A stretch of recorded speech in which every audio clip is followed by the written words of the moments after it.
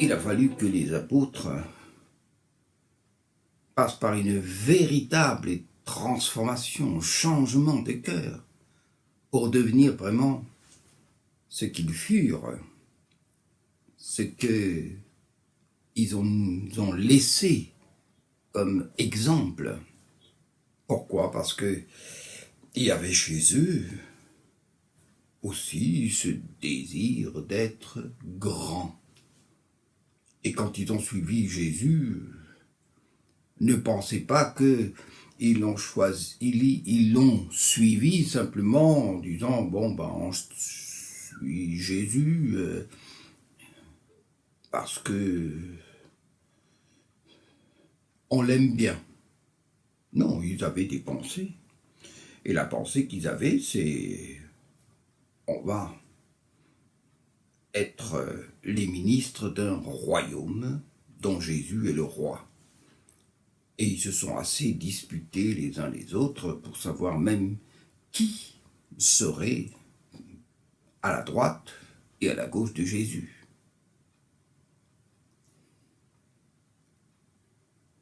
Jésus les a rassurés, ou plutôt les a découragés, lorsqu'il leur a dit que il fallait que lui-même passe par la croix. Alors ça, c'était quelque chose qu'il ne comprenait pas. Il savait ce qu'était le supplice horrible de la croix. Mais non, non, non, maître, ça ne se produira pas. Tous, ils étaient là, et Pierre en tête, pour dire ça ne se produira pas. On n'est pas d'accord. Pourtant, c'est le chemin. Et nous vivons dans un monde qui est marqué par le péché. Qui est marqué par le péché. Le péché, c'est quoi? C'est je veux être le plus grand, je veux être le plus fort, je veux être le plus puissant, je veux être en haut. Je veux être roi, je veux être prince, je veux être ministre. Ça, c'est la loi du royaume. Des royaumes, disons. Mais ce n'est pas la loi, je dirais, du royaume de Dieu. Et Jésus a eu beaucoup de mal avec eux sur ce point. D'ailleurs, ça ne va pas tellement changer parce que il a aussi du mal avec nous. Nous aussi, nous voulons être grands. Nous voyons, j'entends encore des personnes me dire « Je veux être un grand prédicateur ». Mais pourquoi veux-tu être un grand prédicateur? Moi, je veux être un grand prophète. Pourquoi est-ce que tu veux être un grand prophète? Pourquoi tu ne veux pas simplement être un prophète? Un prophète de Dieu. Celui qui parle de la part de Dieu. Celui qui se laisse diriger, conduire par le Saint-Esprit. Pourquoi ce désir d'être toujours grand? Je l'ai dit dans une précédente chronique, c'est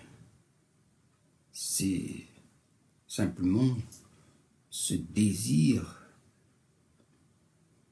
de l'éternité perdue.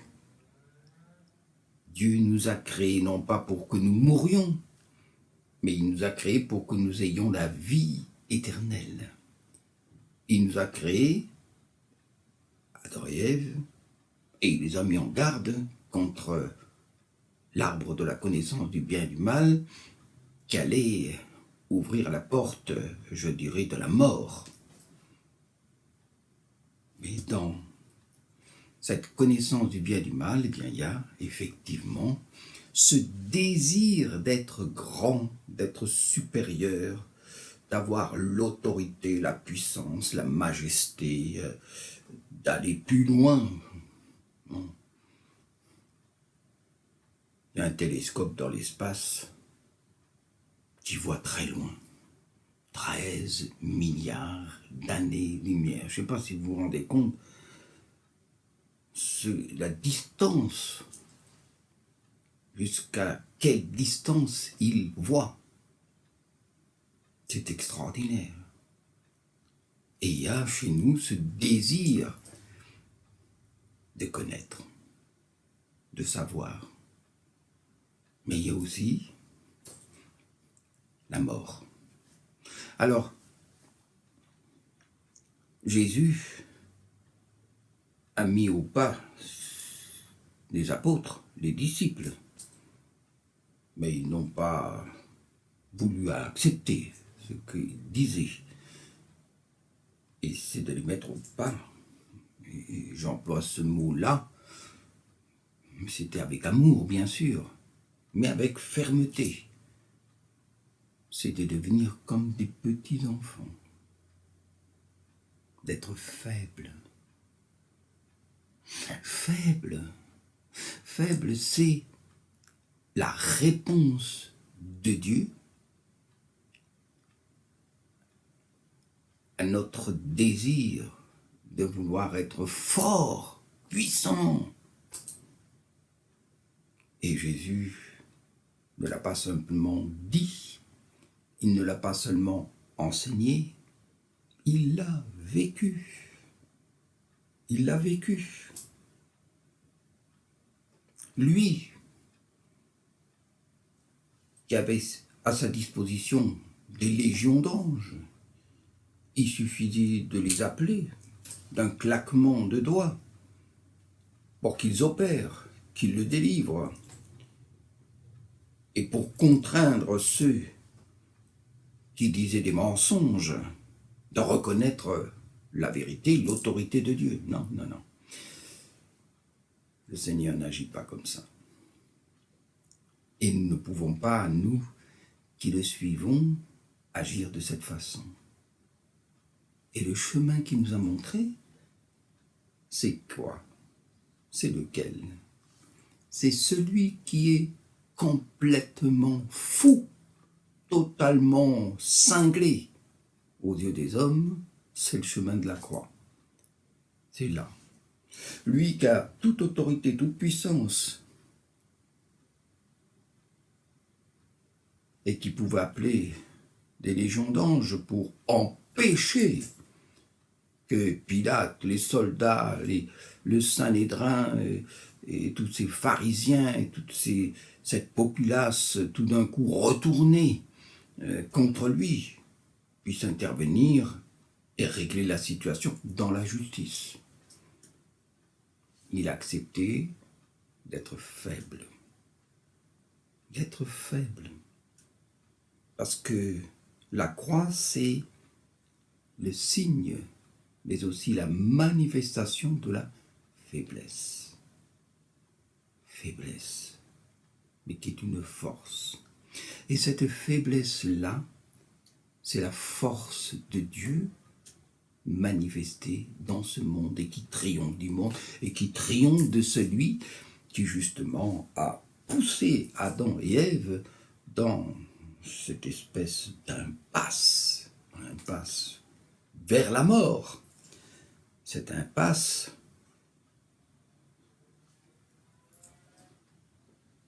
qui dit simplement ceci: vous verrez, vous serez comme des dieux, vous connaîtrez le bien et le mal.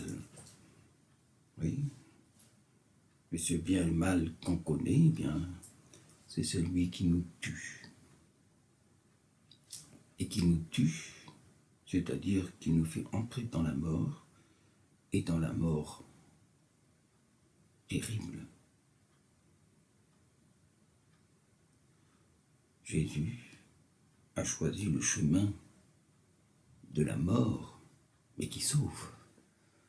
De la mort qui, en étant faible,